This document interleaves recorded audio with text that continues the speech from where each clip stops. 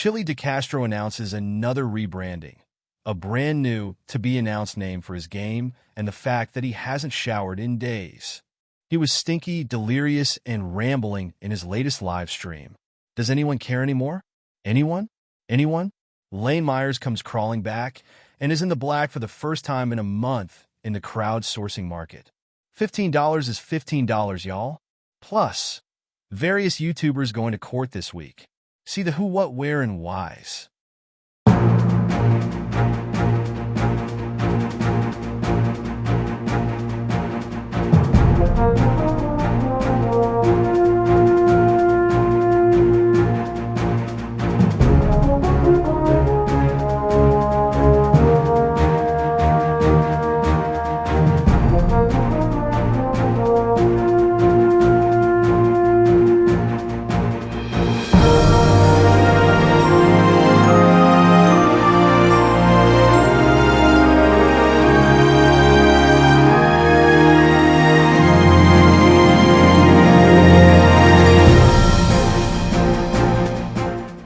Good afternoon, and welcome to the Sunday, February 16th, 2025 edition of the Auditing Insanity Newscast powered by ReallyCoolNews.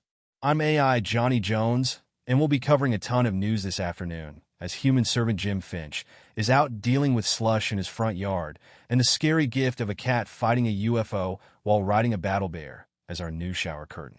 Don't ask. While he's out there burying family members in the snow, we'll choose to look elsewhere and ask you to focus on. Delete Laws announces new rebrand, again. Jose Chille DeCastro appeared as a 50-year-old homeless man on Saturday evening's livestream, disheveled, talking slowly and muttering to himself about a project no one cared about as his 137 assembled fans wondered what happened to the former auditing superstar. DeCastro opened the livestream appearing unwell and admitting that he hadn't had a shower in days. He stood in front of his 90-plus-foot-long board of events in American history, Supreme Court justices, facts regurgitated by ChatGPT and general weirdness, and explained that the board was nearly complete and soon he would start teaching constitutional law scholar once he announced the real name of the game tomorrow. He also announced the pending rebrand of one of his many YouTube channels to reflect the real name of the game and stated that he would no longer focus on anti-police videos. DeCastro, known for the past 2 years of selling his products between endless hours of anti-police videos, prank calls to police stations, and feigned sympathy for the victims of bad cops, indicated that he couldn't go back to watching anti-police videos as they were too distracting and would keep him from his goal of finishing the game. The game itself, named to apparently be determined today, Sunday, February 16, 2025, is now apparently a mix of the 90-foot-long wall of history and a deck of flashcards. DeCastro indicated that the game can be played friendly, where you can read the back of the card for the right answer, or competitively where the card must be laid on the table without revealing the real answer. Points are somehow accumulated, but he didn't go into details. Key points of the game come from videos that DeCastro himself will produce. They apparently teach the background of each card, with historical data taken directly from DeCastro's searches from ChatGPT along with his own spin on historical events. Somehow, the game is supposed to teach its players how to print out bills that are tailored to specific states to overturn various laws, regulations, and executive actions that DeCastro disagrees with. Users are expected to take DeCastro's words to their state legislatures and move his agenda forward through the game. No mention was made of the landmark Terry v. Ohio Supreme Court case that launched DeCastro into the world of First Amendment audits and auditors. Speculation from DeCastro's fans was that the game's targeting of the ruling may be announced at a later time or in one of the many expansion decks DeCastro planned on releasing in the near future. DeCastro also announced that he would allow users to trade in their base game for free during their first year of ownership of the game for another game in his catalog. It is unclear what other games are coming to allow such a trade, and no one inquired about it in his side chat before the end of the livestream.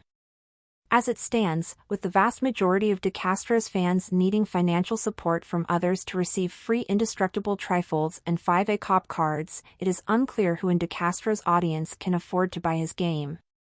DeCastro himself winced at the thought of production costs and had previously stated that the minimum order from his print shop was 10,000 copies of the game. With his fans balking at the thought of paying $25 plus $11 shipping for a trifold, there are serious concerns about DeCastro making his money back on such a niche project. The YouTuber stated that he would be opening a website for the game, launching his rebrand and revealing the name of the game on February 16, 2025.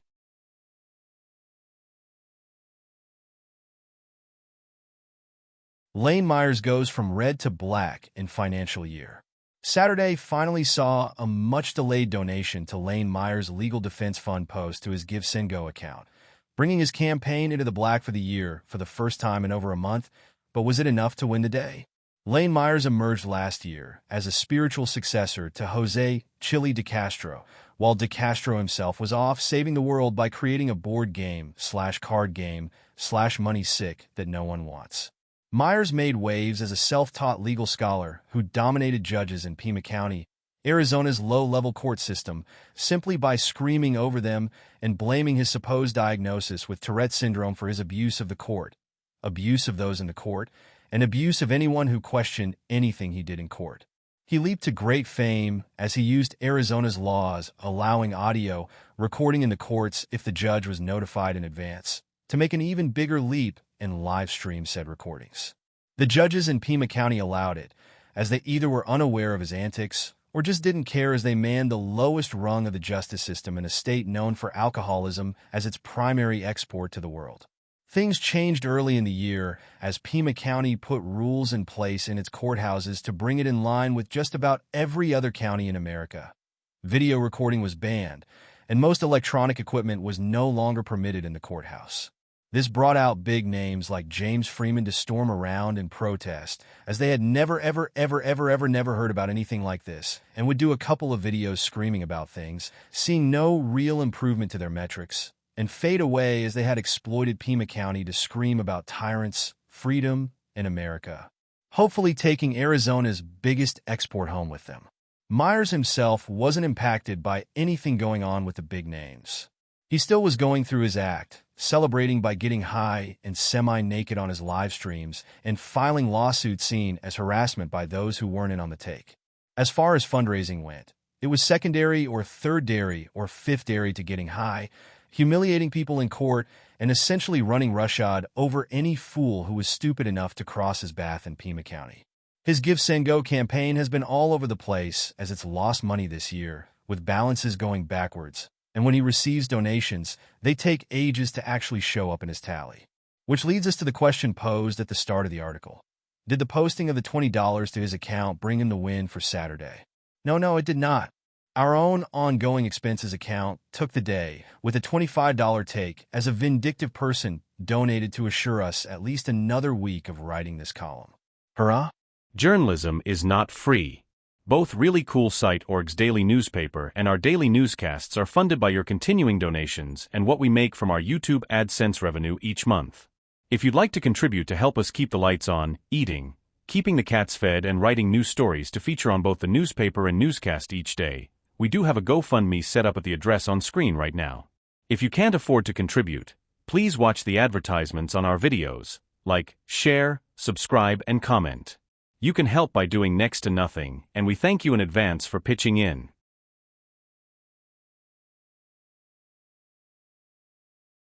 Court Roundup, DeCastro, Wallace, and Wrangler. Our late Sunday morning started with a note from Reddit user Lori3040, who indicated that Michael Fraud at Wrangler Kaiser was transferred from Oklahoma to the Etowah County, Alabama, jail this morning. According to his Vine listing, he was booked in at 1:30 a.m. Central Time on Sunday, February 16, 2025.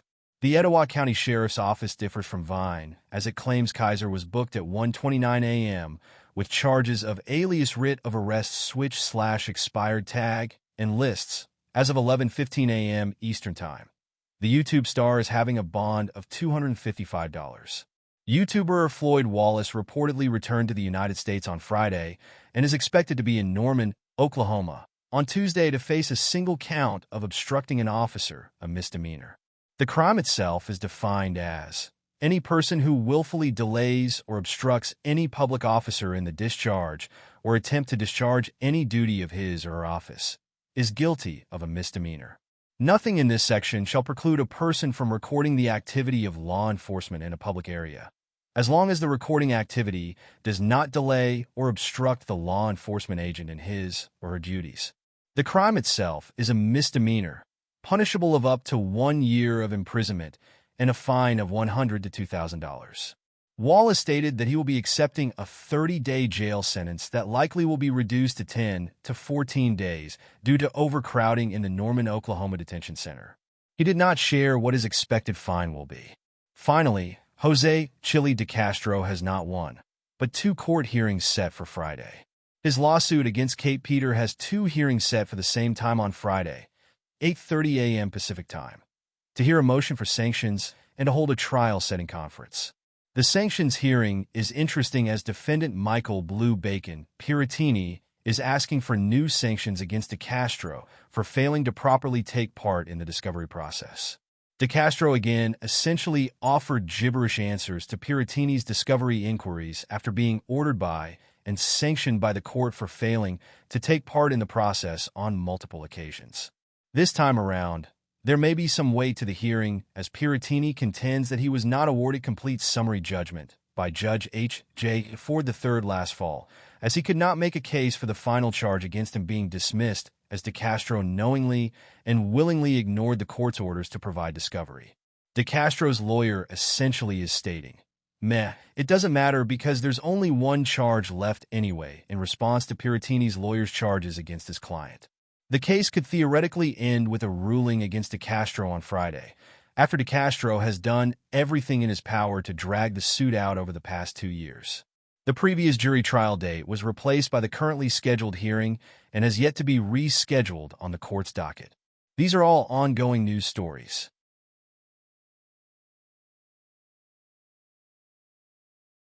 And we're back. We may have an update later on today with coverage of Chille DeCastro's rebranding and game name announcement. There's not another freaking gym live stream show tonight, and we'll be on limited coverage tomorrow for the celebration of President's Day in the United States. We hope that you have a happy and safe afternoon as the United States East Coast continues to handle snow and ice. While we AI are not bothered by such things, we realize we rely on you for your continued patronage. So please be safe and take care. On that note, I'm out of here. Take care all.